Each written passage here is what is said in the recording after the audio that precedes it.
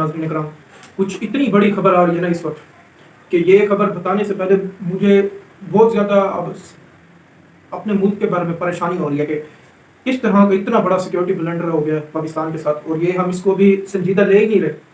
इसके मैं आपको मुहर्रकात बताता हूँ कि किस तरह से ये संजीदा लेने वाली और परेशान कौन बात है ये, जिस तरह का इतना बड़ा सिक्योरिटी ब्लंडर हो, वो भी प्राइम मिनिस्टर के ऑफिस के अंदर। और ये जो आप देख रहे होंगे कि कल रात से खबरें चल रही हैं एयर वाई न्यूज़ के ऊपर और चंद जो यानी कि पीछे के हामी जो न्यूज़ चैनल हैं उनके ऊपर, तो आपने सुना होगा कि अब तक आपको ये खबर मिली होगी कि ये ऑडियो लीक्स हुई है,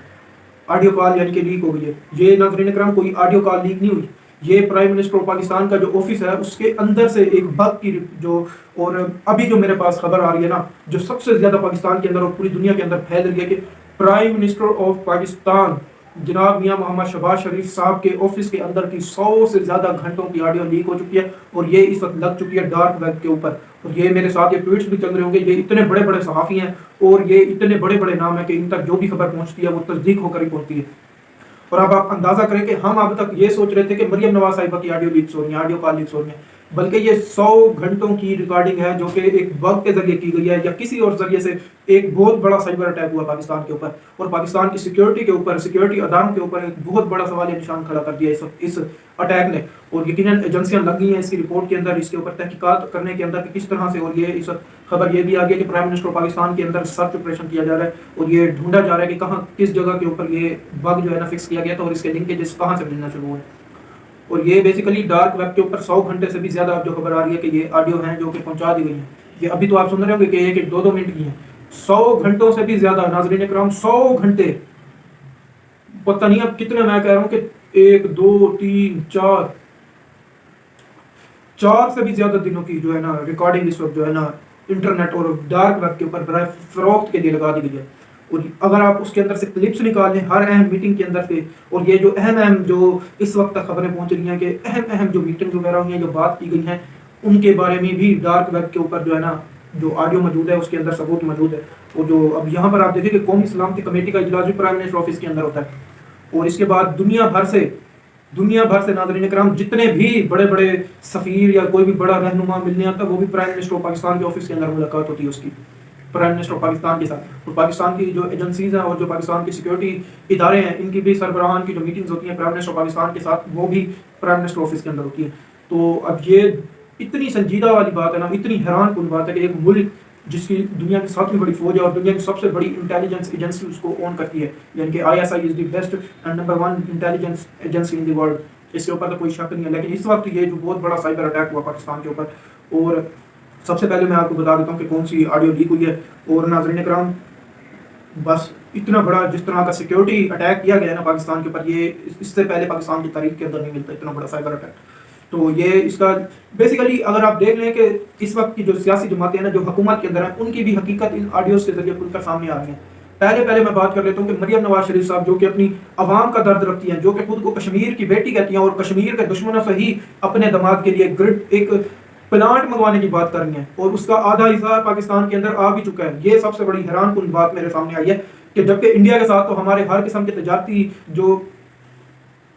तजारती लिहाज से इंडिया के साथ हमारी कोई भी आपस में बातचीत नहीं हो रही और ना ही हमारी इंडिया के साथ तजारत हो रही है, तो फिर उसका आधा हिस्सा पाकिस्तान के अंदर किस तरह पहुंचा, इसके ऊपर भी बहुत बड़ा सवालिया निशान है। और ये जो खुद को कहती थी जी मैं कश्मीर की बेटी हूँ, और वो कश्मीर के जो दुश्मन हैं, जो कश्मीरियों के कातिल हैं, जो कि कश्मीरी माओ बहनों की इज्जत दरी करते हैं, उनसे ये प्लांट मंगवाने की साजिश जो थी वो बेनकाब हो चुकी है। और क्या पता ये प्लांट आ भी चुका हो, इसके ऊपर तो कोई बात नहीं कर रहा अभी, क्योंकि ये ऑडियो लीक्स बहुत पुरानी है,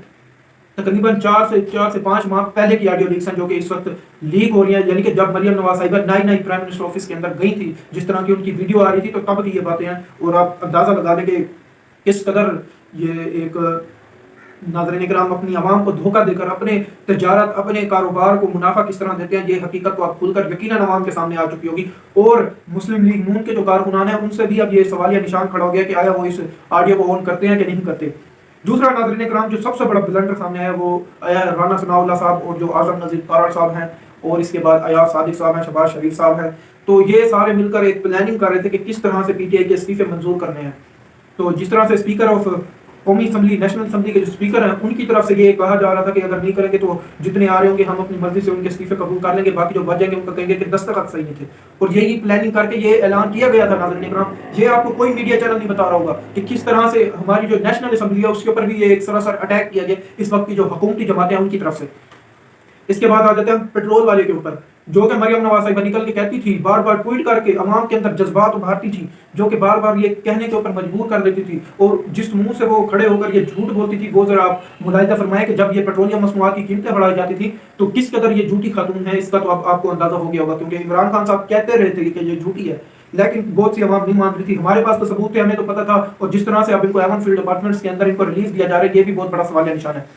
تو پیٹرولیم مصنوعات کی قیمتیں جب بڑھائی جاتی تھی تو یہ محترمہ ٹویٹ کرتی تھی کہ جی نواز شریف صاحب میٹنگ سے اٹھ کر چلے گئے ہیں اور میں اس کے اوپر سخت ناراض ہوں، اس فیصلے کے اندر میرا کوئی ہاتھ نہیں ہے۔ تو آج جب یہ آڈیو لیک ہوئی ہے، اس آڈیو کے اندر جب یہ مریم نواز صاحبہ کہہ رہی ہیں کہ ہمیں اپنے چچا سے یعنی کہ پرائم منسٹر آف پاکستان کو ڈائریکشن دے رہی ہیں، یعنی کہ پرائم منسٹر آف پاکستان کو اپنے احکامات جاری کر رہی ہیں، ذرا آپ اس کے اوپر اندازہ کریں کہ اب کس قدر یہ پاکستان کے اوپر حکمران مسلط کر دیے گئے ہیں، اور یہ جو 13 جماعتی جو ایک سیاسی ٹولہ ہے، ناکام ٹولہ، میں آپ کو شروع سے کہتا آ رہا تھا کہ یہ ایک ناکام ترین ٹولہ ہے پاکستان کے اندر جس کو مسلط کیا گیا بیرونی سازش کے تحت، کیونکہ یہ سازش کے تحت جو سائفر آیا تھا اس کی بھی تحقیقات کے اوپر ایک رپورٹ آئی ہے سامنے، وہ بھی ذرا میں آپ کے سامنے رکھوں گا۔ لیکن اس وقت یہ جو اس وقت تو کہتی تھی اب کہہ رہی ہے کہ پیٹرولیم مصنوعات کی قیمتیں بڑھا دیں اور ہم اس کے اوپر کوئی اور اس کے ساتھ بیانیہ اٹیچ کر دیں گے تاکہ عوام جو ہے نا پیٹرولیم مصنوعات کی قیمتوں کے اوپر جو رد عمل نہ دے سکے۔ اور اس کے اوپر وہی ٹویٹ جو میں آپ کو پہلے بتا رہا تھا کہ کیا تھا انہوں نے کہ نواز شریف صاحب اٹھ کے چلے گئے تھے میٹنگ سے، تو انہوں نے ایک مزاحیہ قسم کا ایک مذاق کیا تھا اپنے ملک کی عوام کے ساتھ، اور عوام اس مذاق کے اندر اور اس کو فنی طور کے اوپر لے کر یہ پیٹرولیم مصنوعات کی قیمتیں جو بڑھائی گئی تھی ان کو بھول گئی تھی۔ اس کے بعد اپنے ہی وزیر خزانہ کے اوپر جو ایک تانے بازی کی گئی ہے اور جس طرح کے جملے کسے گئے ہیں ایک ملک کے فائنانس منسٹر کے اوپر، اور وہ بھی فائنانس منسٹر آپ یہ کہہ سکتے ہیں کہ کسی اور جماعت کا نہیں ہے، وہ ان کی اپنی جماعت کا ہے، اور یہ مریم نواز صاحبہ کے بہت قریب ترین سمجھے جاتے ہیں۔ لیکن آپ کیا کہہ سکتے ہیں، اس بس یہ کہنا چاہتا ہوں کہ جس طرح کے برے کام بندہ کرتا ہے اس کو برے کاموں کا برا انجام مل ہی جاتا ہے۔ کہ کس طرح یہ خاتون آ کر بیٹھ کے پریس کانفرنسز کرتی تھی کہ جی میرے پاس اس بندے کی ویڈیوز ہیں، میرے پاس اس بندے کی ویڈیوز ہیں، اور میرے پاس اس بندے کی آڈیوز ہیں، اور اس طرح کی میں نے ایڈیٹنگ کر کے ان کو پھیلایا جاتا تھا، جس طرح کے جج ارشد ملک صاحب کی آڈیو اور ویڈیو کو مکسنگ کر کے ناظرین اکرام مکسنگ کر کے آگے پھیلایا گیا تھا، اور وہ جج اب اس وقت جہاں فانی سے پوچھ کر گئی ہے ان کی یعنی کہ انتقال ہو چکا ہے، اور اب اس کے اوپر کوئی تحقیقات بھی نہیں ہو سکتی کہ جس طرح سے انہوں نے یہ کیا، کرونا کے اندر ان کی وفات ہو چکی تھی۔ اب یہاں سے آپ دیکھیں کڑیاں ملیں کہ یہ وہ خاتون ہے جس کے کل عمران خان صاحب جلسے میں بھی سوٹ سنوا رہے تھے کہ میری لندن تو کیا پاکستان میں بھی کوئی جدادیاں، اور یہاں سے لے کر میرے داماد کو ایک اسٹیشن ناظرین کرام ایک پلان کی ضرورت ہے جو کہ آدھا پاکستان میں آ چکا ہے اور آدھا ابھی باقی ہے۔ اس قدر یہ ایک یعنی کہ کیا کہہ سکتے ہیں، اور 100 گھنٹے سے بھی زیادہ ڈارک ویب کے اوپر جو ابھی تک خبریں آ رہی ہیں ہمیں موصول ہو رہی ہیں اس کے مطابق یہ آ گئی ہے۔ تو یہ ناظرین کرام جس قدر ایک اتنا بڑا سیکیورٹی بلنڈر ہوا ہے پاکستان کے پرائم منسٹر کے ساتھ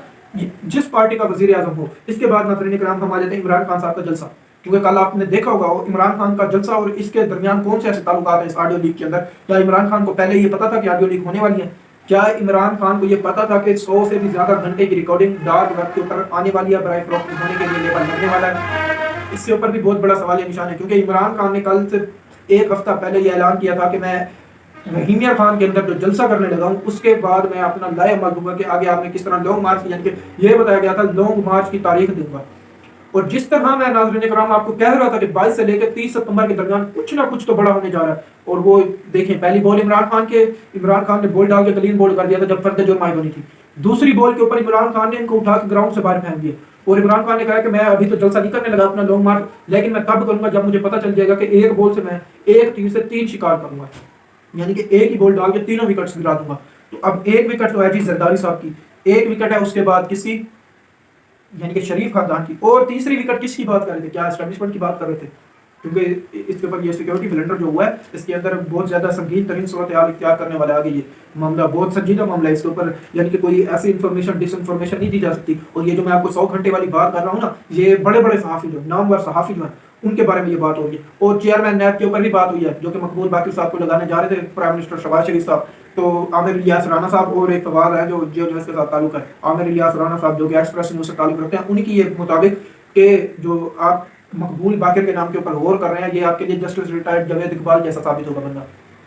تو اس کے بعد چیئرمین نیب کی تقرری کے اوپر بھی ایک بہت بڑا سوالیہ نشان ہے، اور اب ناظرین کرام جب یہ چیئرمین نیب کی تقرری کے اوپر ایک بہت بڑا سوالیہ نشان لگا دیا گیا ہے تو اب آرمی چیف صاحب کی اپوائنٹمنٹ کے اوپر بھی بہت بڑا سوالیہ نشان کھڑا ہو گیا ہے۔ नाज़रीन इकराम, जिस तरह इमरान खान कह रहे थे कि मेरिट के ऊपर, क्योंकि पहले तो हमारे पास सिर्फ खबरें आ रही थी कि इन्होंने अपना बंदा लगाया आफ्ताब सुल्तान साहब, लेकिन अब तो कन्फर्म हो गया कि जिस तरह से ये पहले मकबूल बाकर साहब को लगा रहे थे, लेकिन अब ये आफ्ताब सुल्तान को इन्होंने लगा के अपने केसेस के ऊपर बहुत बड़ा एनआर लिया है। अवाम के लिए इसके अंदर कुछ नहीं किया गया, कुछ रत्ती बराबर भी कोई फर्क नहीं पड़ेगा अवाम के हालात के ऊपर, उल्टा अवाम के हालात और भी बिगड़ेंगे। ये शुरू से जब से हुकूमत गई है पीटीआई की, यही तमाम सहाफ़ी आपके सामने रात अलाप अलाप के थक गए हैं, और ये आवाम के जो बंदे हैं और ये जो इनके जो हैंडलर्स हैं उनको समझ ही नहीं आ रही कि किस किस्म का उन्होंने बहुत बड़ा नाज़रीन कराम गलत, इस दफ़ा कह दें कि गलत फैसला किया गया है ताकतवर तरीन शख्सियात की तरफ से। और जिस कदर इसके अंदर सवाल उठाए गए, अभी और भी ऑडियो लीक आनी बाकी है, और जिस तरह से ये बताया जा रहा है कि 100 घंटों की है, तो उस 100 घंटे के अंदर कौन कौन सी अहम तरीन बातें की गई होंगी, क्योंकि इसके अंदर तो बहुत ज़्यादा प्राइम मिनिस्टर ऑफिस के अंदर बहुत ज़्यादा पाकिस्तान की सिक्योरिटी, दिफाई, खारजा अमूर के ऊपर बात की जाती है। ये अब बहुत बड़ा सवाल या निशान है। लेकिन आपसे ये कहूँगा कि आप अब आपको ये पता चल गया कि इस वक्त जो हुक्मरान जमात है वो आपके लिए नहीं आई। मैं पहले से कह रहा था कि ये अपने जो कानून साजी करने के लिए आए हैं, इसके अंदर आवाम का कोई फ़ायदा नहीं है, और इन्होंने अपने जो केसेस को रिलीफ देना होता है उन्होंने ये नाम रख दिया है कि ये हम जो रिलीफ दे रहे हैं ये अपनी गरीब आवाम को दे रही है, यानी कि एनआरओ इज इक्वल टू गरीब आवाम।